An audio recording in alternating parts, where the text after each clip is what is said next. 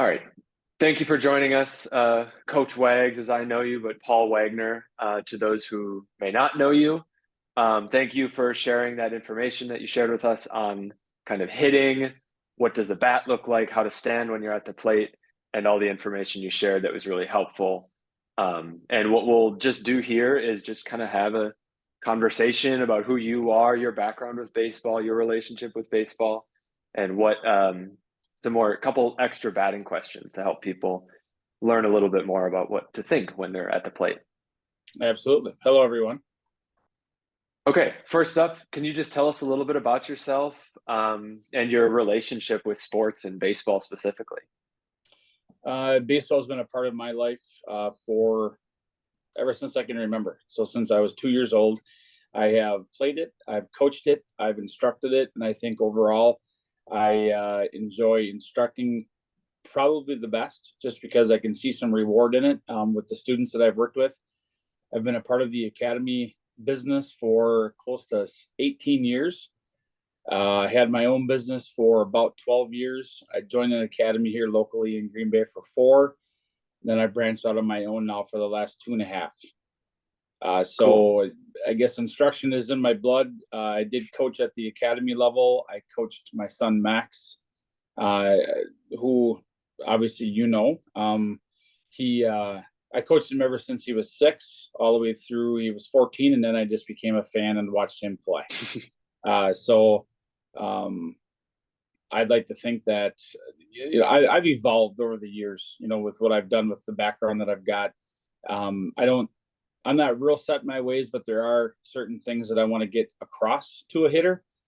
But I've also understood and tried to get kids to understand that it's their patience with what God gave them, meaning what kind of body he gave them, what kind of mind he gave them to overcome some of the things that they have to do with their body. But with doing it for as long as I have, and I think I've really been a student of the instruction of the game probably ever since I was 20 years old. So you're looking at 34 years of experience of working with kids ever since I was a junior in college. Wow. Yeah, that's awesome. That's a loads of experience, it sounds like. But I guess maybe you mentioned this, but when did you start playing baseball as a kid? You said it's pretty much all of your memories are baseball related, but when exactly did you start playing, and what was your kind of initial reactions? I started playing the game at 6 and immediately fell in love with the game. It's obviously far different than it was 48 years ago when I was 6.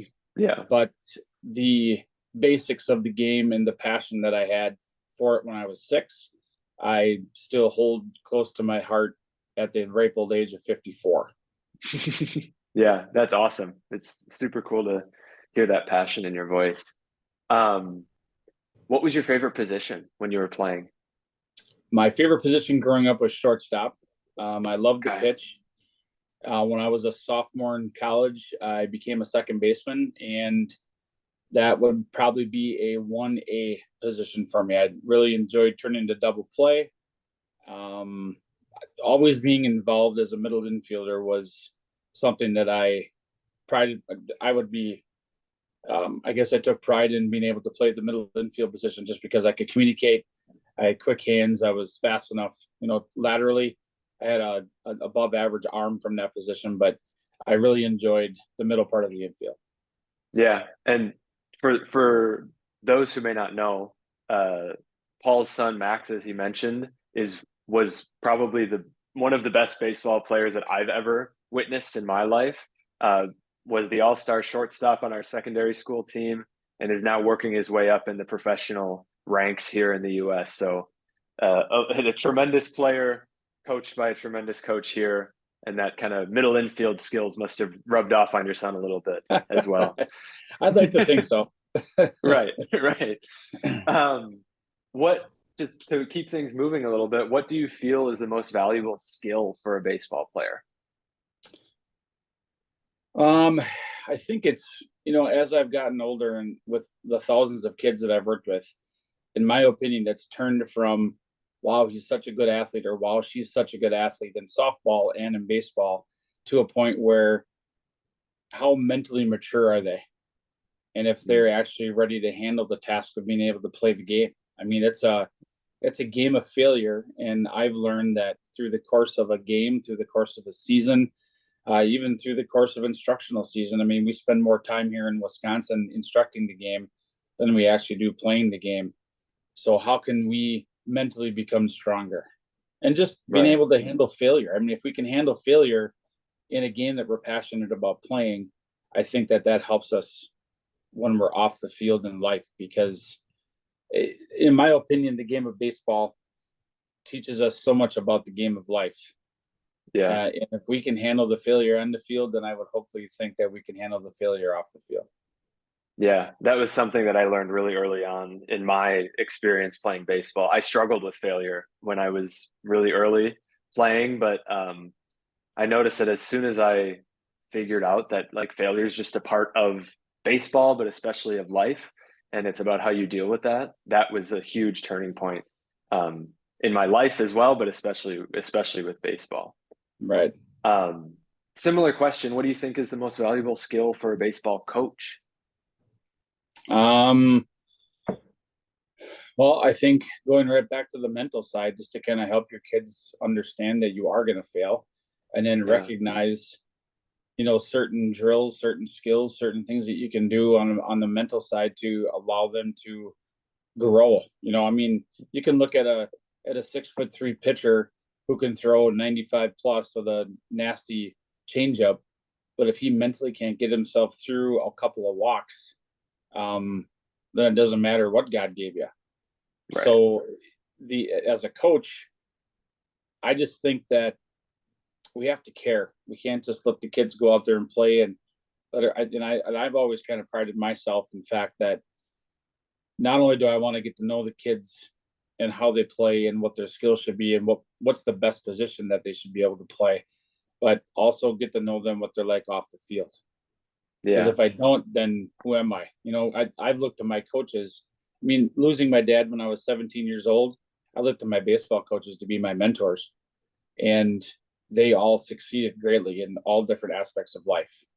And I've, I think I've achieved that with most of the kids.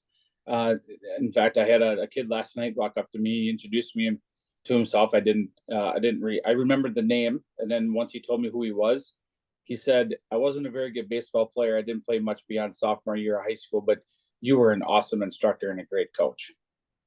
yeah, I'll take that to my grave. I'll take that compliment every day. yeah, I would hope that, at some point in time, you're going to obviously get some of those compliments. I'm sure your dad has, times yeah, 10, with the students that he works with. So it's just, yeah, it's just, I mean, we're preparing kids. We're not preparing kids to play professionally. We're preparing kids to be a professional, yeah, and no matter what they do. So if we can instill that into them at a young age, you hope that they carry it, all the way through their years and in the game that they play. But also, again, you know, not to repeat ourselves in this interview, but really about the game of life. We're helping these kids try to succeed in life. yeah. Absolutely. That's such a powerful point and an important one for everyone to kind of take out of playing baseball, but especially from what we're talking about in this conference. Right. Um, I guess the next question here is, do you have any advice for young players or new coaches just getting introduced to the game of baseball? Be open minded. If you've had instruction before, understand that the people that you're seeking out are have a philosophy. So be open minded with that. It's not one guy's way of how to teach baseball. It should be a multiple ways, and then how do you come about being the type of player that you are? Um, for sure, what you put into the game is what you're going to get out of it. So you Yeah, can't just practice the game once a week and think that, come time to either try out for a team or be able to succeed on the field, you think that it's going to work because you've already put in, you know, 4 hours of time. It's going to be 4 hours at some point in time a day that you might put into the game to get better. And um, helping, I think, and again, I hate to go back to this, Max, but preparing a kid for failure, right. because in practice, in discussion, in everything that we do in this game, failure is going to way overbear us. Yeah. So again, the mental approach of a kid in the game of baseball, I think, is so critical. You know what? And it doesn't have to be, something that you harp on when a kid is 7, but you can come up with some ideas to get them to understand that at the age of 7, I can get through this. Right. And then you hope that once they become 17, if they're continuing with the game, they can kind of portray themselves as, what, I was taught this for 10 years ago, and I'm going to continue to do this where I'm at. Yeah, absolutely. I think that's such a key point, and which, I mean, ties pretty perfectly into our next question, which we've kind of reiterated a few times now. But the question is, what valuable skills or lessons do you think that playing and or coaching baseball teaches? I know we talked about the learning from failure and dealing with failure, but does anything else come to mind? Just the routine of repetition. I mean, baseball is a sport of repetition. So if I hit a ball correctly and it feels real good, no matter what part of the plate I'm working on that particular day, then how do I repeat that so it feels good every single time? It has to become a secondary motion no matter what we do in baseball. If I field the grounder to my left, this is how I have to field it, and this is how I need to field the next 100 ground balls. Yeah. But and I've tried to instill into some kids that when you hit a ball really, really well in the cage, how can I repeat that action so that I can feel really good about the next ball that I hit? But then I have to also, as a player, educate myself what felt real good on the ball that was hit well. And then if I don't hit it where I want it to or how I want it to, how do I educate myself so that way I can get back to that, I guess, near perfect swing? Yeah. And that's the failure part, So and what's so intriguing about the game of baseball is that you can do everything right. You can hit a ball as hard as you can. You can have the perfect mechanics. The ball can go exactly where you want it to go. But there's going to be a player on the defensive side that's going to want to catch that ball. So I, as an instructor, I, as a coach, can help prepare a kid to do the best they can with the little individual percent that they have in each game, whether it be 1 at bat or 4 at bats, whether it be 1 grounder at third or 3 grounders at third. But if I don't continuously repeat that action, I want it to be so secondary that it should just fall right onto your lap every single time that you make that play, or every single time you're up to play, no matter what. Yeah. Yeah. And I think that's it's a lesson that can be taken obviously to life, but I think it can be seen elsewhere in sports too. I mean, we're recording this the day that Kelvin Kiptum just broke the world record for the marathon by any human ever. And you're not going to break a world record every time, but figuring out what works when it works and then trying to repeat that. In a marathon, you might only run a few marathons a year, but in baseball, you should get up to the bat a few times every game. So baseball is a game where that repetition is so key. And when it works, like you said, figuring out how to repeat that and repeat that every time is such a powerful skill to take away. Right. And the guarantee that I can give as a coach and as an instructor is that I can give you all the tools to be able to hit a ball really hard. But guess what? Yeah. There's 8, sometimes 9 people that are playing defense against you, and that's their job to catch the ball that you hit. So I could hit a ball 107 miles an hour, and I could hit it 398 feet. But if the center field wall is 404, the ball is an out. Right. So in my opinion, if we can change society to state me hitting a ball that hard and that far, I already won the day. I'm good. Because it's the hardest thing to do in sports. It's unfortunate, though, that the people that I'm playing against, that's their job. So I can't guarantee it's not going to be an out.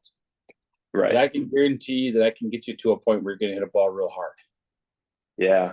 That's not to harp on this too much, but I couldn't agree more. The distinction between controlling what you can control and like this kind of general success of if you getting a hit, it's not always successful to get a hit in a way. Like you can have an ugly swing and just make really bad contact with the ball and still manage to get a hit, which is great for your team. But I think a lot of times reflected in society, as you mentioned, like if we hit the ball really hard but right at someone and it's an out, that's disappointment. But in the end, we need to really think about, you can control what you can control. Right. And if you hit the ball well, that's awesome. You should take that as a mini success. You didn't get a hit that time. That's fine. Try it again next time. And like you said, try and repeat that action. Right. I think on the mental side, just a real quick story. Trey Turner, who was traded to actually was picked up as a free agent by the Philadelphia Phillies, was having a horrendous year this last season. And one of the local radio affiliates in Philadelphia said, how about we go to the game today and just cheer Trey Turner on? Because Philadelphia, they're historically very passionate fans with every sport that they have as a profession. So it's the Phillies, the 76ers, the Eagles, they're just so passionate. And the fans first at bat for Trey Turner that night, they gave him a standing ovation to let them know, you know what, it's okay. We understand that this is hard. It's a hard town to play in. We're going to try to reverse psychology this, and we're going to cheer you on. So the man absolutely rewards the fans, but I think he might have went deep twice that game and went on the rest of the season and just had a phenomenal second half of the season, and they're in the playoffs right now.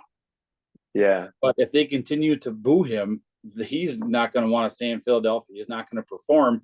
So why can't we? That's what the fans said. This is what we're going to control, because we know that this kid can play.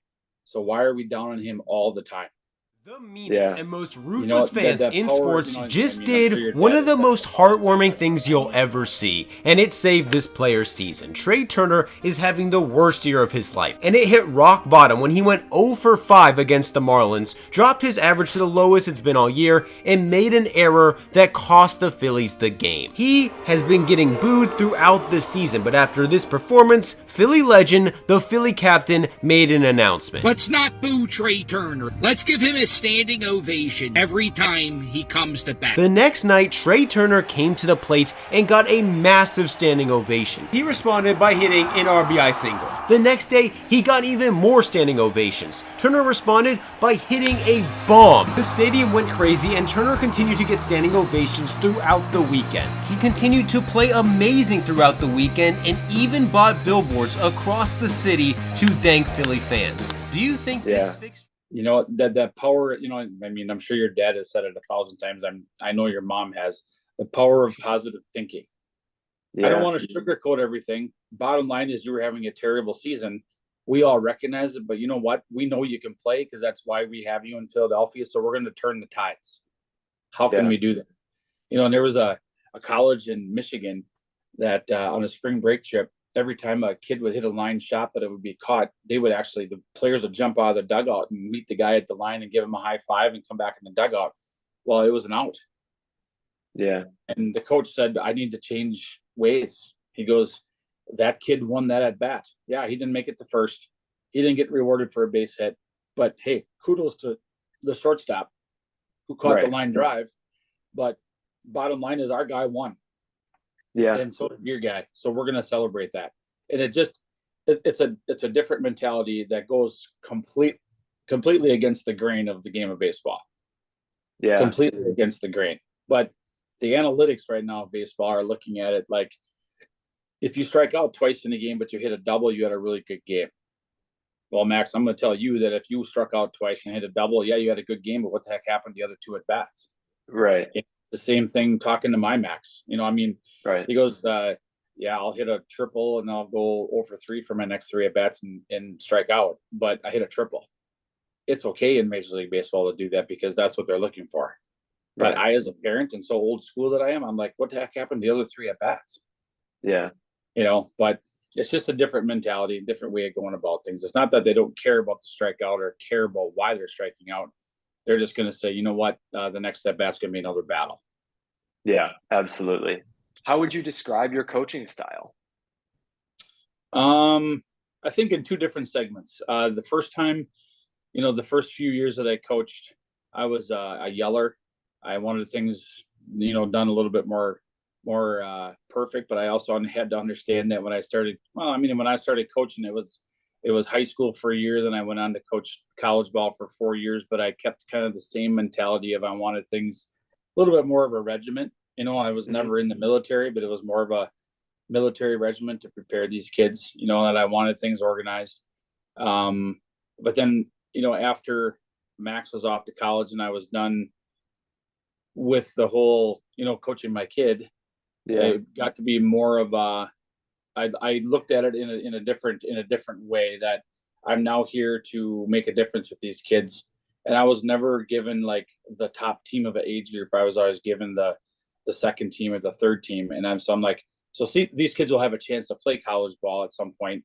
However, I got to figure out how I can get them better mentally and physically. And I almost enjoyed that more because there were no expectations of how these kids were supposed to play. But I wanted to change their mentality to state, yeah, you know what, I didn't make the top team, but I'm on the second team. So how am I going to play better today to give them a better idea that maybe next year I might play in the top team? And I'll be honest with you, the last 3 years that I coached at the academy level, I would say half the teams that I coached had great opportunities to be able to move on to the team that was above them from the following year. Yeah, that's awesome. I don't know if that answers your question as far as, no, it does. What I've done as a coach, but I think I'm pretty fair. I want kids to work hard. I want kids I understand the physical errors, but I don't understand the mental errors. So if you're not in it, mentally, I have to either make a change or I've got to talk to you and take you aside and say, hey, are you here right now today? Because right now I need you. So, did I have a lot of those instances? I really didn't, but I just would, make a couple of comments that, hey, we got to get our heads in the game here a little bit because I know that we can play better. Yeah, absolutely. I know the answer to this next question, but I think that it's a good opportunity for you to share. But do you have a favorite baseball player or team or coach, and why is that? Well, my favorite baseball player would be the kid that I raised. Yeah, he was my favorite baseball player. What was there was 2 or 3 parts of the question? Yeah, again? Your favorite baseball player, team, and or coach. Okay, well, like I said, favorite player is Max. My kid, loved watching him play every day. My favorite team growing up was the New York Yankees. I love the tradition that the Yankees had. I love the tradition that they still actually carry with them. As far as a coach is concerned, as I stated earlier, I lost my dad when I was 17, but the one coach that really, I think, made the biggest, jump for me to allow me to mature was Coach Art Westfall at Bethany Junior College. I only had him for 2 years.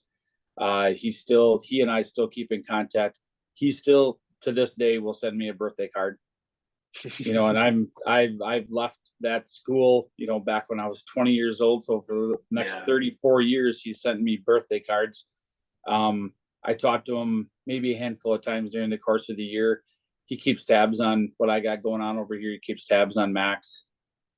He's just a good all-around, good Christian guy that still has a passion for the game. He still helps out at the college a little bit here and there. He's one of the recruiters for Bethany, which is now a 4-year school, which I wish it would have been a 4-year school back when I was there, because I definitely would have, I would have went there the entire time for 4 years, but I had to transfer because it was only a junior college at the time. Coach Seibel was in high school, so he was the first coach that I had right after my dad passed.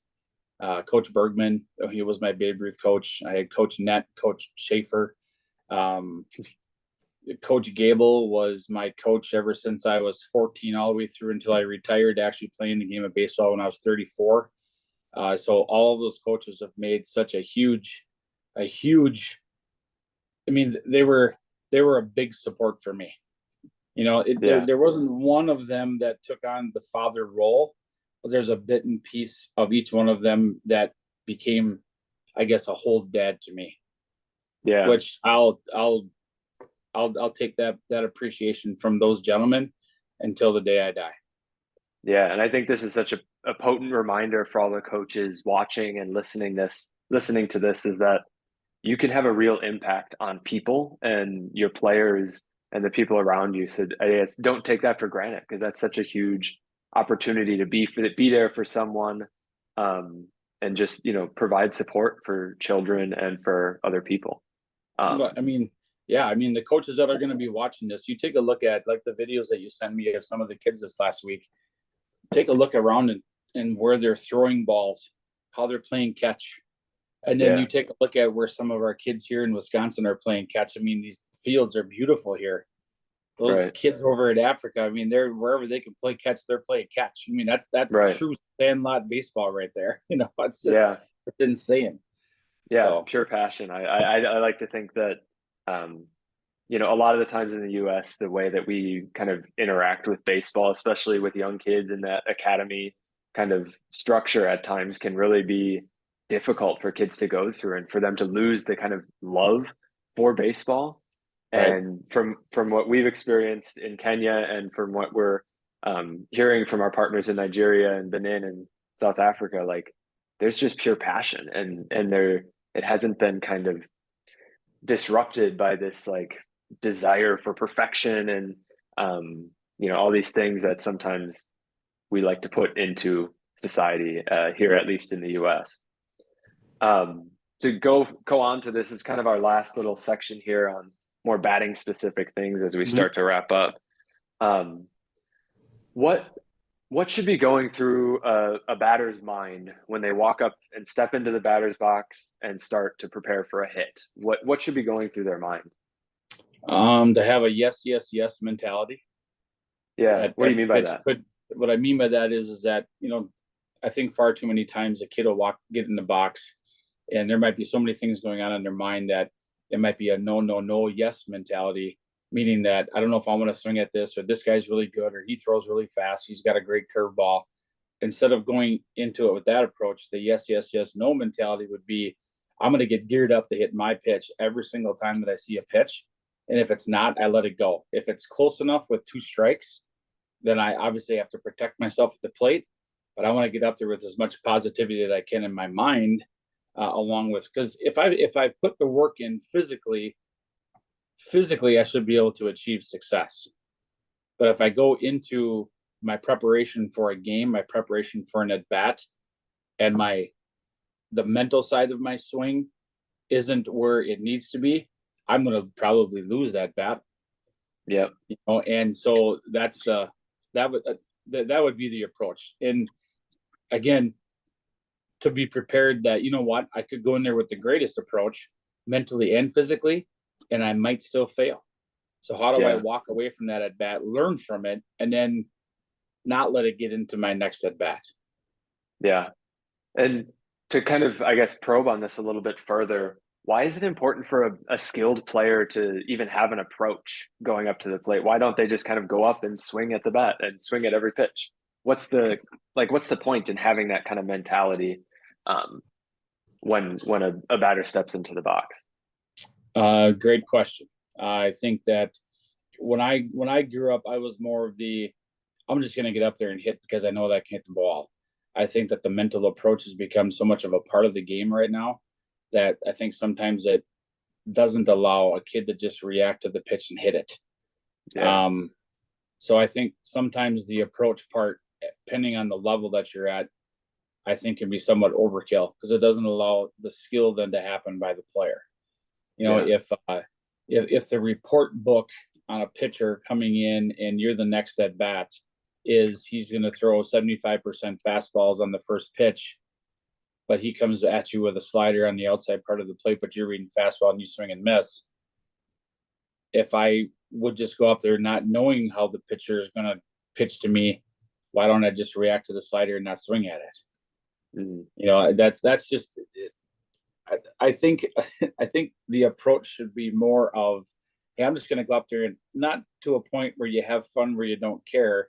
Yeah. But go up there with the part of, hey, this is going to be fun today. We're going to have ourselves our battle, and I'm going to battle 3 or 4 times today, and I'm going to see what all comes of it. Yeah, I couldn't agree more. I think at least from my playing experience, I was always was a little afraid to hit because the ball's coming at you pretty fast a lot of the times, and that Mhm. kind of freaked me out for a while. But once I got comfortable, I would just kind of started with the mentality of, I'm standing, I'm in the box, I'm just going to try and hit the ball. It's as simple as that. I think I heard recently that Barry Bonds, who's kind of one of the greatest home run hitters in the Major League Baseball here in the U.S., his mentality when he was hitting was simply, I'm going to catch the ball with my bat. Mhm. We catch the ball with gloves all the time. Why can't we just catch it with the bat? And just 100%. kind of, I think, simplifying things at times can be really helpful for players, especially younger players. But even as you just heard, some of the more skilled players in the world can kind of benefit from a simpler approach. Oh, 100%. 100%. Yeah. Yep, I would Okay. agree. That wraps us up for this interview. Thanks for taking the time to talk to us and share your experience with baseball, your relationship with baseball, your advice, and of course for sharing your insight on hitting and batting in general. Absolutely. Thank you very much for the time and the effort, and was very honored to be able to help you out. It was great. Wonderful. Thank you. All right. Take care.